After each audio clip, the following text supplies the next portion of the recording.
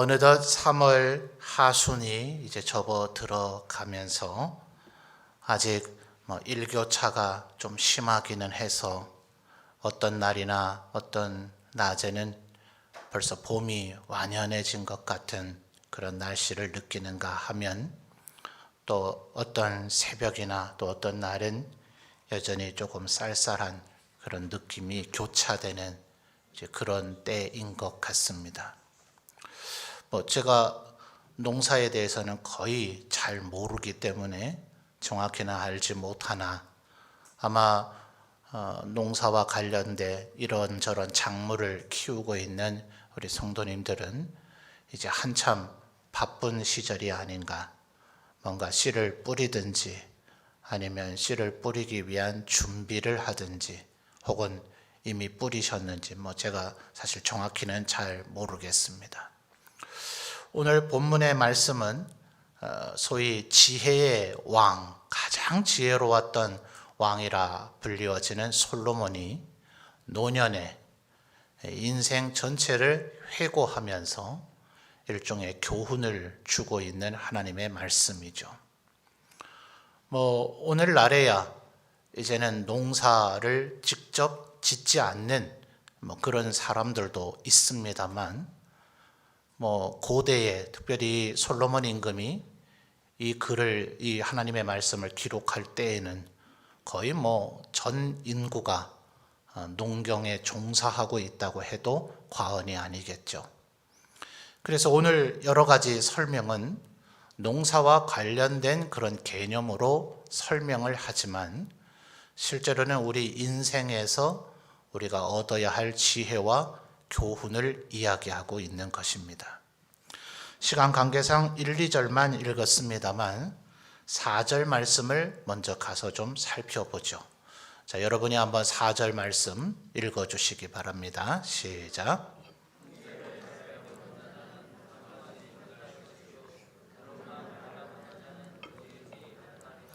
아멘. 자, 씨를 뿌려야 되는데 말이죠. 이걸 지금 어떤 특정한 어떤 작물이 있을 거 아닙니까? 그걸 언제 씨를 뿌려야 되는지 저도 이렇게 한번 채소 같은 거 키워볼까 싶어가지고 씨앗을 파는 곳에 이렇게 가서 씨앗을 구입을 해보니 봉투 뒤쪽에 이 씨앗은 몇 월에서 몇 월 사이에 뿌리라 이런 도표가 있더라고요. 예를 들어 3월에서 4월 사이에 뿌리라 이랬을 뿐이지 그게 3월 1일인지 15일인지 30일인지 4월 15일인지 이거는 딱히 정해져 있진 않잖아요. 그리고 그 작물이 자라나는 데 필요한 적정 온도가 몇 도이니까 이제 3, 4월 경에 그 온도가 되느냐 이제 이런 것을 살펴봐야 되겠죠. 근데 오늘날에는 소위 서양의 교황 중에 하나였던 그레고리우스라고 하는 사람에 의해서 그 이전 로마 시대의 태양력, 오늘날 우리가 전 세계가 다 양력의 원력 체계를 사용하고 있잖아요. 원래는 율리우스 역을 이제 그레고리우스가 조금 더 보완해서 우리가 지금 쓰고 있다. 그래서 4년에 한 번은 윤년이라 그래서 2월 달이 29일이 있죠. 그러나 또 100년 단위로는 윤년을 해제를 해서 4년마다 돌아오지만 100년째가 되는 해는 2월 29일이 없도록 씁니다. 근데 고대에는 어땠을까요? 고대에는 아직 태양을 보고서는 이게 지금 작년 이맘때와 같은 날인지를 어떻게 알겠어요? 그래서 고대에는 대부분의 나라들이 음력이 먼저 발달합니다. 그렇겠죠? 낮에 태양은 봐도 별 변화를 느낄 수가 없는데 밤에 달을 보면 초승달인지 반달인지 보름달인지 금음달인지가 확연히 관측이 되어지니 그것을 보고 날짜의 흐름을 측량을 했습니다. 그런데 우리가 알다시피 음력은 29일 만에 보름달이 되기도 하고 30일 만에 보름달이 되기도 하니 예컨대 오늘이 양력으로 3월 21일입니다만 음력 3월 20일이라고 해도 작년 음력 3월 21일과 온도나 기후가 똑같지가 않더라는 거예요. 음력에는 양력보다는 현저한 오차가 있죠. 그래서 나중에 윤달이라고 하는 것을 끼워서 그것을 보완해 나가기 시작하다가 결국은 음력 가지고선 한계를 느끼니 인류사회는 양력으로 원력 체계를 변환했습니다. 그리고 사실은 오늘날에는 뭐 거의 작년 3월 21일이나 5년 전 3월 21일이나 10년 전 3월 21일이나 그다지 기후 현상이 다르진 않아요. 물론 뭐 편차는 여전히 존재합니다. 그러나 고대의 음력을 쓸 때하고는 이거는 너무나 변화의 폭이 음력 사회에서는 더 컸죠. 자, 그러니 분명히 지금 우리 부모님들 또 혹은 선배들의 가르침에 따르면 3, 4월이면 예컨대 어느 작물에 대해서 씨를 뿌려라 이렇게 가르침을 받고 자라났단 말입니다. 근데 오늘 씨를 뿌려야 되는가?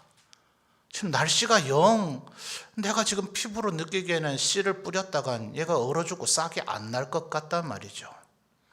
또 기후의 그런 날짜의 측량에 오차가 없다 하더라도 태양과 지구와의 그 거리 위치에 따라서 기후의 기본은 결정이 되겠지만 우리 일기예보에서 소위 말하는 체감온도라는 게 있죠. 뭐에 좌우됩니까? 바람이 잔잔하냐 아니면 거센 바람이 불어오느냐. 바람이 몹세게 불어치면 태양이 아무리 햇빛을 내리쬐도 우리는 그 온도를 느끼지 못하고 춥다고 느끼게 되어져 있죠. 자, 그러니 4절에 뭐라고 얘기합니까? 풍세를 살피는 거예요. 그러니까 이 부정적인 사실은 사고입니다. 야, 지금 뿌려서 되겠나? 이거 누가 할 거예요? 뿌려가지고 과연 싹이 잘 날려는지 열매를 많이 맺게 되려는지 풍작이 되려는지 도무지 알 길이 없으니 이거 지금 오늘 뿌려도 되나? 이 바람이 좀 더 가라앉은 다음에 뿌려야 되나? 그러다가 내일 바람이 더 거세지면 어떡할 거예요? 그러니 4절에 뭐라 해요? 풍세를 살펴보는 자는 파종해요 못해요? 결국 못한다. 염려와 근심이 많은 자는 결국은 아무런 일도 못하고 열매를 맺지 못할 것이다 하는 거예요. 4절 하반절에 한 번 더 반복하죠. 구름만 바라본대요. 구름을 바라보는 게 아닙니다. 구름만 바라보는 자는 거두지 못하리라. 자, 구름만 바라보는 건 뭐예요? 비가 내리나 안 내리나 이것만 바라보고 있는 거예요. 안 내리면 자기가 물 퍼다가 조금 뿌리면 될 거 아닙니까? 그러나 오늘날처럼 양수기나 스프링쿨러라 그럽니까?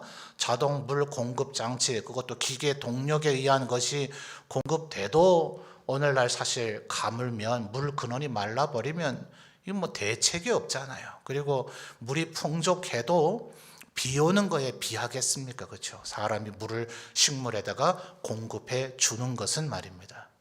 그런데 고대 거의 인력에 의존할 수밖에 없던 이 시절에는 만약 이 비가 적정량을 내리지 않으면 정말 대책이 없는 거죠. 그러니 도무지 이게 지금 가뭄이 되려는지 어찌 되려는지 사람이 측량하고 헤아리기가 어려운 거죠. 그래서 구름만 바라보는 자도 거두지 못할 것이다 하는 거예요. 그러나 3절로 거슬러 가서 한번 보죠. 3절 여러분이 한번 읽어 주십시오. 시작.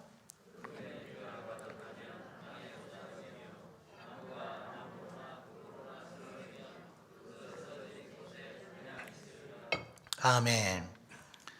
자, 제가 우리 교회 온 지 한 11년 이제 넘어가는데요. 사실 그 이전에 대도시 살 때는 오늘 비가 오나 안 오나 그러면 내가 우산을 준비해서 내 몸이 쫄딱 젖지 않아야 되냐, 거의 이 정도를 제가 생각을 했을 뿐이죠. 내 삶에 불편하냐 안 하냐.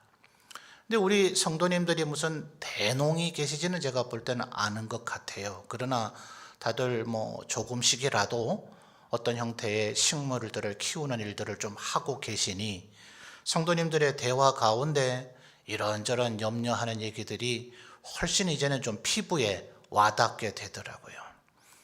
그러나 여러 해를 제가 겪어보니 이제 뭐 비가 안 와서 큰일 났다. 뭐 경천댐입니까? 이제 물 근원이 아예 마르게 생겼다. 막 이렇게 염려를 하시다가 또 어느 날 되니까 막 갑자기 며칠째 폭우가 쏟아지니 이제는 또 일조량이 부족해서 물은 지금 문제가 없는데 과연 열매 결실이 잘 들어겠는가 이걸 또 염려를 하시다가 또 그렇게 엄청난 비가 쏟아지더니 언제 그랬냐는 듯이 막 늦더위 폭우가 늦더위가 아주 폭염이 와가지고 결국은 이렇게 풍년이 되기도 하는 이제 그런 일들을 제가 여러 해 경험을 해보게 됩니다.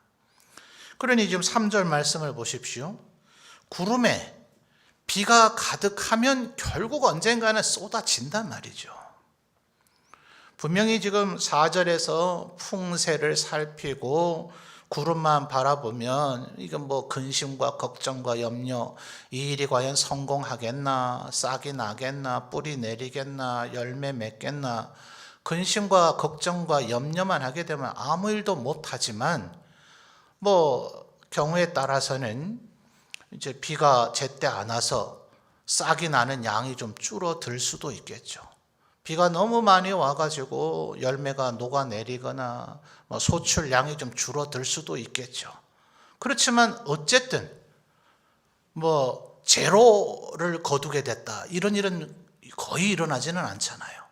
흉년이라 그래서 완전히 뭐 온 대지의 식물이 다 말라 죽어 아무것도 못 거두는 그런 일은 좀처럼 벌어지질 않죠.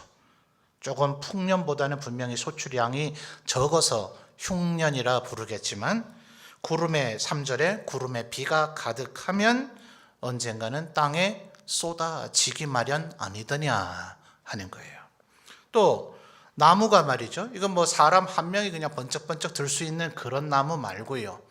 아름들이라고 보통 부르는 나무는 성인 남성이 그 나무를 끌어안았을 때 이 손가락 끝이 닿지 않을 정도, 그 정도 이상의 굵기가 되는 것을 보통 사전적으로 아름드리 나무라고 얘기를 하죠. 그 이상 되는 나무들이 고대에는 제법 있었죠. 근데 그런 나무가 예를 들어 뭐 태풍을 맞았는지 뭐 벼락을 맞았는지 하여튼 그 나무가 쓰러졌다 칩시다. 그 인간이 이렇게 쉽게 옮길 수 있겠습니까? 뭐 서 있을 때 쓰러지는 거야 태풍과 같은 강풍에 의해서 그렇게 될 수 있을지 모르지만 쓰러져 있는 나무까지 막 굴러가게 만들 그런 바람은 흔하겠어요? 그렇지 않죠. 거의 어지간해서는 그 남쪽으로 쓰러지든 북쪽으로 쓰러지든 쓰러진 곳에 그냥 있게 될 것이다. 그래서 사실은 너무 염려하지 말라는 거예요. 풍세 살피고 할까 말까 되겠나 안 되겠나 이 염려하지 말고 또 구름만 바라보고 있어서 되겠나 이렇게 염려하지 말고 그걸 한번 해보는 것이 언젠가는 되기는 된다 이런 얘기죠.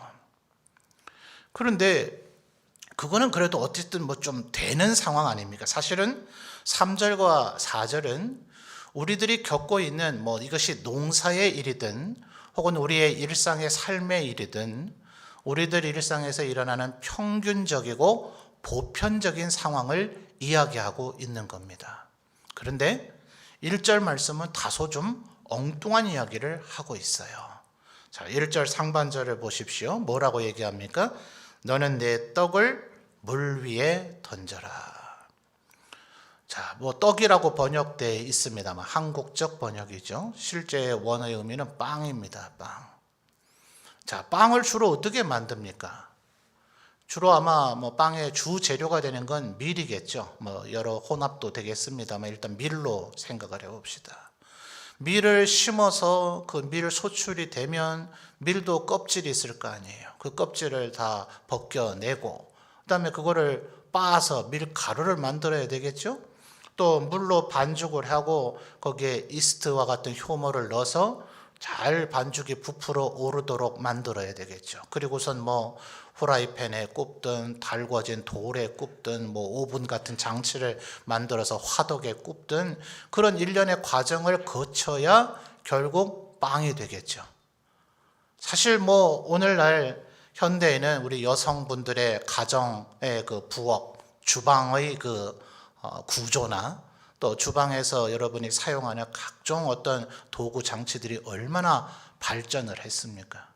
여기 계신 연세 많으신 우리 집사님, 권사님들 아마 기억 속에 저희 어머니만 하더라도 아주 옛날에 참 부엌에서 우리 어머니들이 가족을 위해서 뭔가 음식을 장만한다는 것 자체가 얼마나 고단하고 힘들고 어려운 과정이에요. 그러니 우리 한번 말도 안 되는 우스꽝스러운 얘기지만 이런 한번 상상을 해봅시다. 밀을 심어서 밀을 거두어 가지고 그거를 가공하고 빻아서 반죽해서 구워서 빵을 만드느니 얼마나 그 과정이 지난하고 힘들어요. 그러니까 아예 빵을 심죠. 빵을 조각을 내서 심어서 빵을 거두면 될 거 아니에요. 그러면 손쉽게 빵을 먹을 수 있겠죠? 웃자고 하는 얘기인데 일부에도 아무도 안 웃으시더니 너무 어처구니가 없는 얘기니까 웃을 가치가 안 되죠. 그 어떤 사람도 정신이 이상하거나 바보가 아닌 다음에야 그렇게 안 하죠. 그런데 말입니다. 두 발짝 세 발짝 물러나서 밀을 안 심고 빵을 심어서 빵을 거두려는 생각을 하더라도 어디다 심어야 되겠어요? 땅에다 심어야죠. 땅에다. 그렇죠? 우리 예수님의 좋은 땅에 대한 비유처럼 돌도 다 골라내고 가시덤불도 다 제거하고 또 굳어진 땅들도 잘게 부수어서 밀이 잘 뿌리를 내릴 수 있도록 그렇게 만들어진 땅에다 심어야 그나마 소출이 나든 말든 할 거 아니에요. 자, 11장 1절에 상반절에 뭐라 합니까? 너는 내 빵이라고 그냥 해서 읽어보세요. 내 빵을 물 위에 던지래요. 자, 물 위에 다음에 던져라. 그것도 명령입니다. 명령. 하나님의 지금 명령이죠. 이렇게 말이 안 되는 얘기가 어디 있어요? 빵을 물에다가 한번 심어보면 어떻겠니? 한번 심어봅시다. 어떤 권유나 청유형이 아니라 권장이나 권유 정도가 아니라 권면 정도가 아니라 명령이에요. 명령. 너는 내 떡을 물 위에 던져라. 말도 안 되는 얘기죠. 여기서 말하는 물이라 하는 것은 무슨 연못이나 호수 같은 그런 잔잔한 물을 얘기하는 게 아닙니다. 우리나라 하천들이 대부분 그러하듯이 가물었을 때는 거의 강 바닥을 다 드러내 버리죠. 그런 일이 허다하게 일어나죠. 그러다가 요즘은 마른 장마다 이런 얘기도 있습니다만 6월 말이나 7월 초쯤 돼서 장마가 되면 언제 그랬냐는 듯이 거기가 완전 물에 철철 제방까지 흘러 넘치는 일도 간혹 벌어지죠.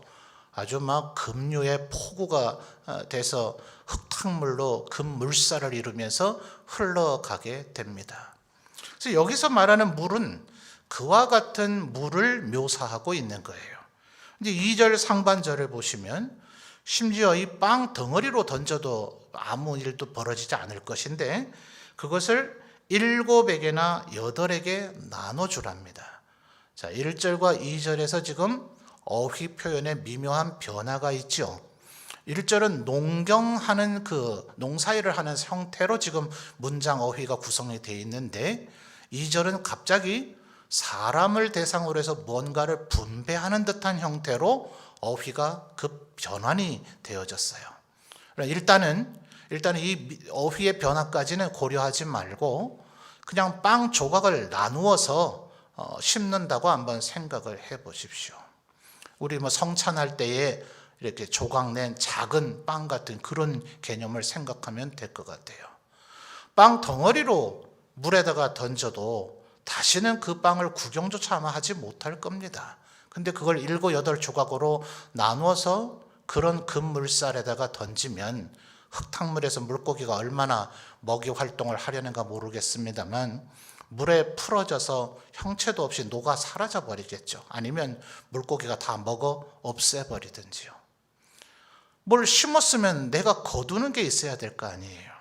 그러니 1절 상반절의 이 얘기는 절대로 거두지 못할, 아까 우리 3절과 4절에 뭐라 그랬습니까?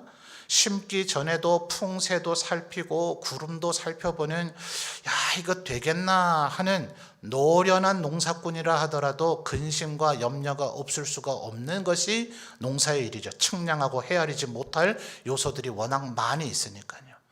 내가 아무리 땅을 잘 가꾸어서 갈아엎고 돌과 가시를 다 제거했다 하더라도 그 구름 속에 있는 비와 바람을 내가 어떻게 컨트롤할 수가 있어요. 그러니 내가 아무리 인간이 할 수 있는 모든 노력과 준비를 철저하게 했다 할지라도 바람과 구름까지는 내가 어찌할지 모르니 과연 풍작을 거둘 수 있을까? 농부는 근본적으로 근심할 수밖에 없는 거죠. 그러니 3절에서 얘기한 대로 일반적으로는 너무 염려하지 마라. 그렇게 소출이 전혀 없는 그런 상황은 벌어지지 않을 것이다. 하는 대로, 네가 노력하는 대로, 정성 기울인 대로 혹시 풍년과 풍작은 안 될지라도, 평작이나 흉년은 될지라도 그래도 거둘 만큼은 거두게 될 것이니 너무 그렇게 염려하지 말라는 얘기입니다. 이건 상식적인 얘기죠. 근데 1절은 말이 안 되잖아요. 1절 상반절은.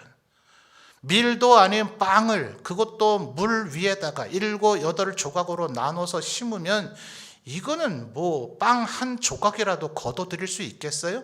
뭔가 걷어들일 가능성 얼마입니까? 제로죠, 제로. 전혀 안 되는 일. 그런데 전혀 안 되는 일을 지금 하나님께서 뭐라고 얘기하셔요? 너는 내 떡을 물 위에 뭐 하라고요? 던져라. 지금 명령하고 계세요. 하랍니다. 할까 말까 고민하는 게 아니고 해보는 게 좋을 걸, 하면 아마 복 받을 걸, 이 정도가 아니라 하라! 지금 이렇게 명령하고 계세요. 그리고 1절 하반절에 뭐라 얘기했습니까? 여러 날 후에 도로 찾으리라. 이건 도저히 말이 안 되는 얘기잖아요. 하나님 왜 이렇게 얘기하실까요? 자, 여러분 다시 3, 4절로 돌아가서 말이죠. 아까 우리 고대 사회는 주로 음력을 기반으로 하고 있다 그랬습니다. 안 맞죠?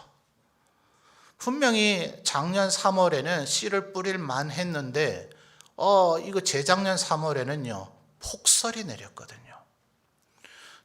또 5년 전 3월에는요 이미 꽃도 다 피고, 주로 이제 들판에 내가 심어서 경작하지 않는 그런 나무의 꽃들이 다 펴서 제때 파종할 시기를 놓쳐버린 거죠. 그래서 씨를 뿌리니 안 난 건 아니지만 영 소출이 적어져 버렸던 거예요. 그런데 만약 말입니다, 어떤 사람이 아주 철저하게 기록을 해서, 주로 통계죠. 일기예보는 결국 통계입니다.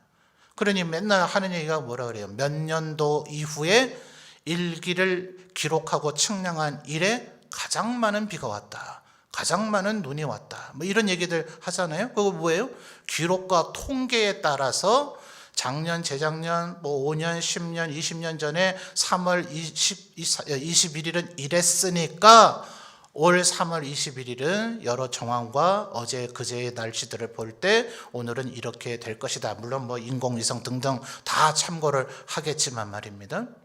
자, 이것이 더 발달된다고 한번 생각해 봅시다. 더 발달돼서 정말 4절에서 얘기하는 풍세를 살펴보는 것과 구름을 바라보는 이것이 정확하게 인류가 예측을 할 수 있게 되어져서, 자, 내일은 따뜻하다, 씨 뿌리기에 적합하다, 올해는 3월 22일이 최적의 씨 뿌리는 날이다, 3월 22일 날 씨만 뿌려 놓으면 23일과 24일에 적당한 양의 비가 내릴 것이고 온도도 적당할 거기 때문에 최상의 싹이 나는 발화 현상이 일어나게 될 것이다라는 그런 어떤 예측을 인류가 해낼 수 있다고 칩시다. 그러면 풍년이 될까요? 그렇지 않죠.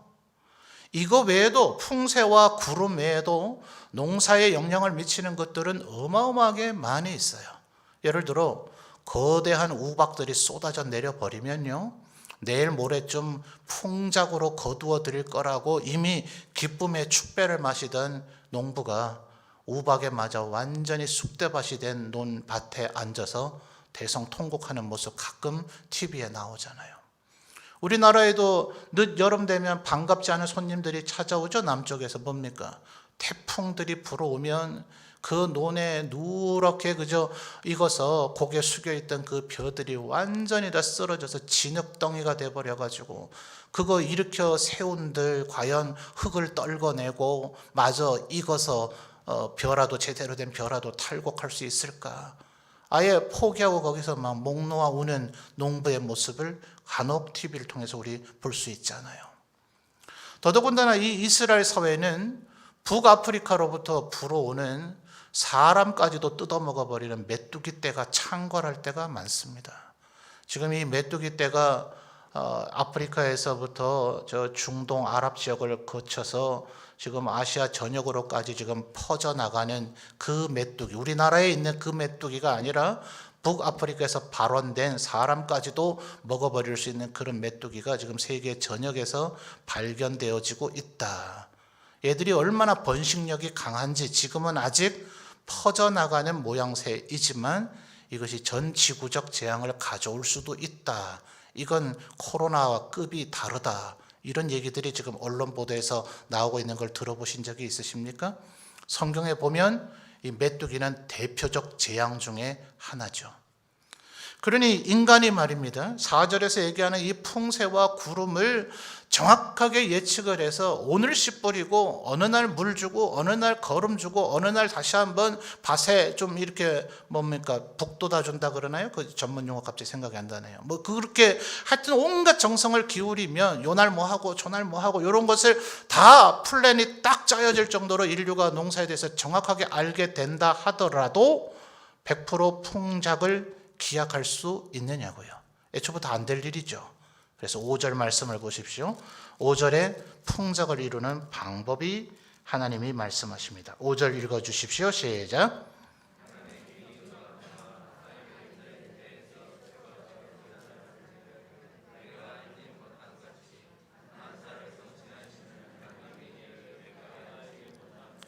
아멘. 자, 5절도 약간 부정적인 얘기들을 하고 있습니다만 그 속에 행간이라는 걸 우리가 읽어야 돼요. 결국 우리가 하는 그 노력 위에 우리가 하는 일을 성취하게 하시는 분이 누구십니까? 만사를 청취하시는 누구요? 하나님.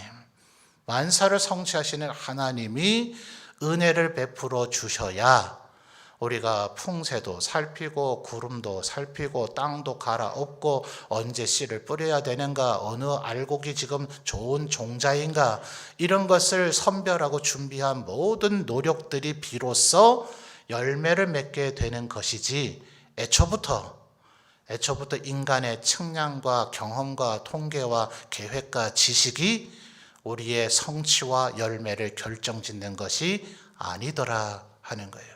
그러면 11장 1절에 우리가 볼 땐 도저히 말이 안 되죠? 바보가 아니고 이건 뭐 유치원 다니는 애나 장난으로 할 일 아니에요? 빵을 물에다 던지는 이 말도 안 되는 일도 우리가 볼 때는 절대적으로 불가능하고 말이 안 되는 일 같지만 만사를 성취하시는 하나님이 그것에 은혜를 부어주시면 된다 안 된다요? 된다고요. 그러니 11장 1절 하반절에 여러 날 후에 도로 찾으리라고 솔로몬이 단언하고 있는 겁니다. 우리 인간의 지혜로 되는 것이 아니더라. 누가 제일 어쨌든 똑똑했다고요? 물론 솔로몬에게 헛똑똑이 경향이 좀 있죠. 하나님을 잊어버리고 여인의 폭에 쌓여서 우상 숭배하는 어리석은 일을 벌이기는 했지만 보편적으로는 그 어떤 인간보다 지혜로웠음이 분명하고, 그는 당대의 이스라엘을 통치하면서 모든 학문들을 장려하고 정리하기도 했을 뿐만 아니라 잠언 전도서를 통해서도 우리에게 전달해주는 그 지혜의 교훈이 우리가 감탄하지 않을 수가 없죠. 그런데 이 지혜로운 솔로몬이 말하기를 뭐라 그래요? 인간의 노력으로 되는 것이 아니더라.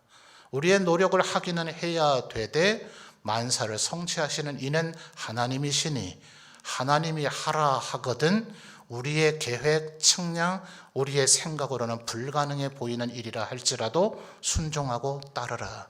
어차피 모든 일은 만사를 성취하시는 하나님이 이루시는 거지 우리의 방법과 노력에 달려있는 것이 아니더라 하는 것이에요. 자, 그 관련된 예로 우리 호세아 선지서를 한번 찾아보십시다. 구약에서 조금 더 뒤로 가면 있죠. 대선지서를 다 지나서 다니엘을 지나 호세아 2장 21절과 22절, 구약 성경 1258페이지입니다. 구약 성경 1258페이지 호세아 2장 21절과 22절입니다. 호세아 2장 21절과 22절. 찾으신 분 아멘요? 예, 한번 읽어 주십시오. 시작.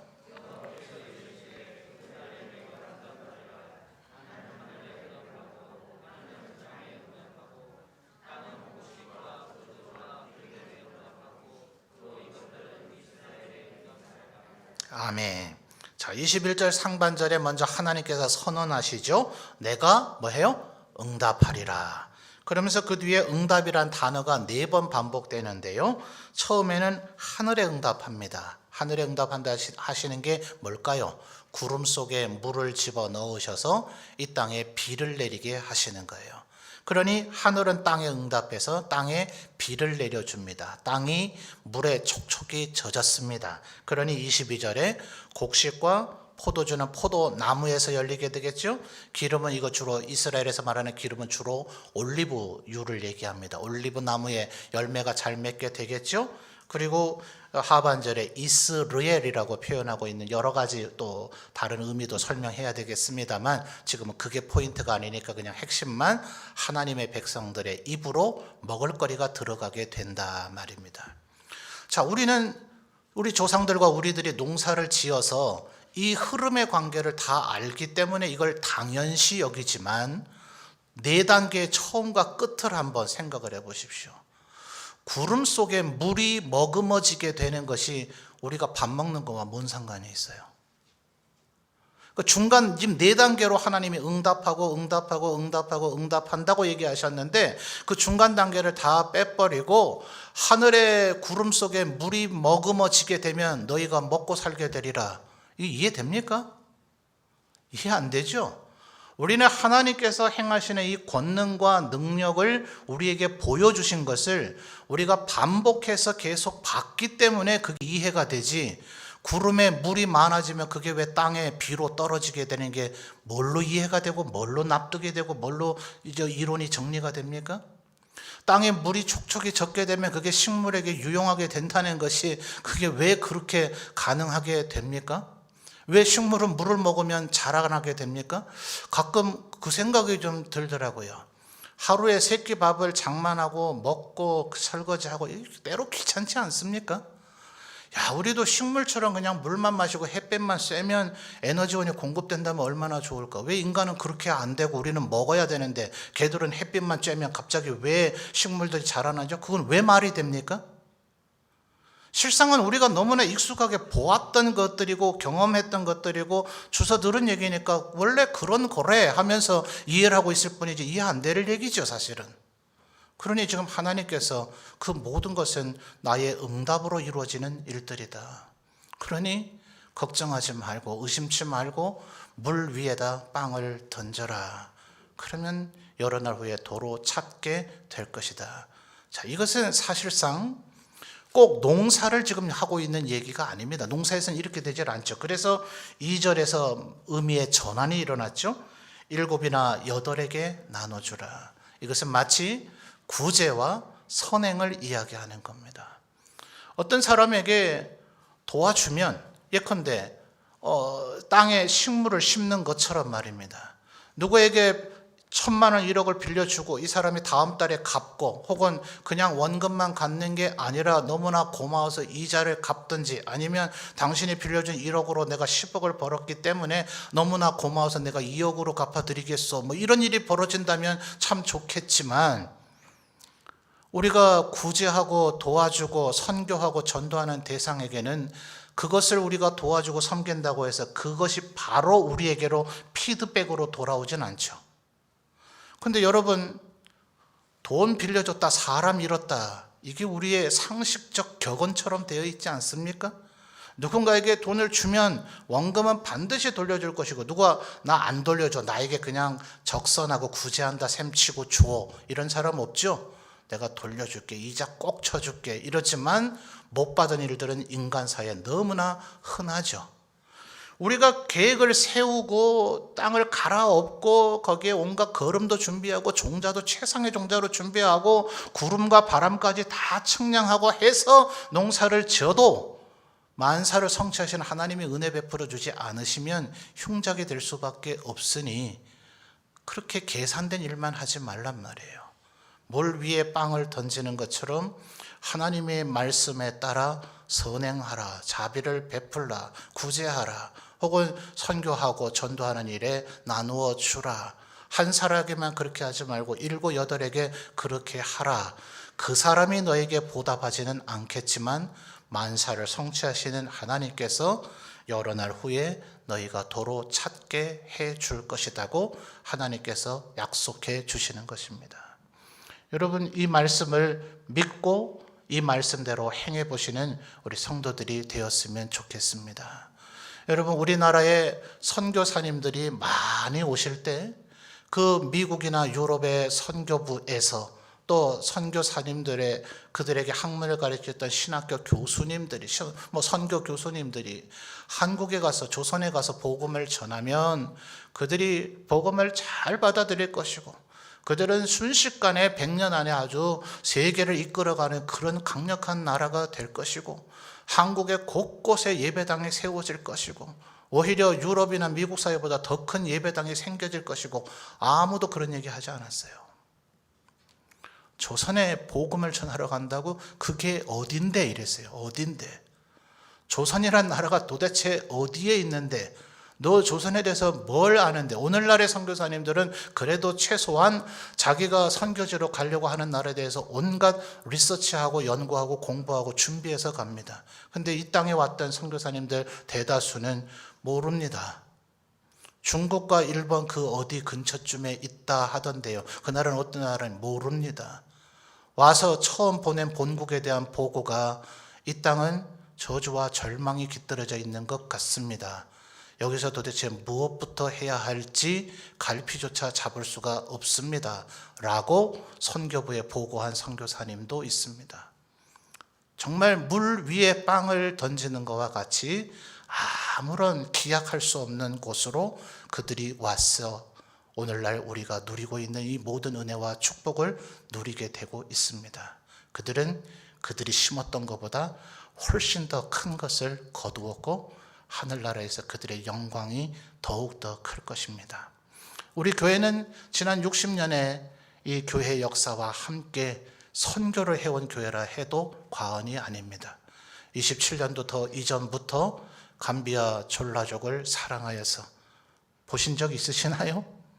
가끔 사진이나 영상을 통해서 보았고 몇몇 분들이 현지를 방문해서 졸라족을 손도 잡아보신 분도 계시겠습니다만 우리 또한 잘 모르는 그들을 향해 수십 년째 지금 그들이 복음을 받아들이고 하나님의 은혜를 아는 자들이 되기 위하여 마치 물 위에 빵을 던지는 것처럼 우리는 그동안 심어왔습니다.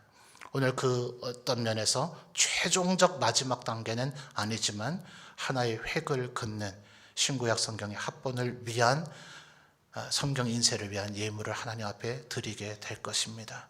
우리들이 또다시 한번 빵을 물 위에 던지게 되면 하나님께서 어떠한 방법으로 여러분을 축복하실지는 우리 알지 못해요. 측량하지 못하고 헤아리지 못합니다. 그러나 물 위에 빵을 던져라 명령하신 그 하나님께서 여러 날 후에 도로 찾으리라 말씀하셨으니 어떠한 형태로든 우리 성도들의 삶과 여러분의 가정과 후손을 축복하여 주실 줄 믿습니다.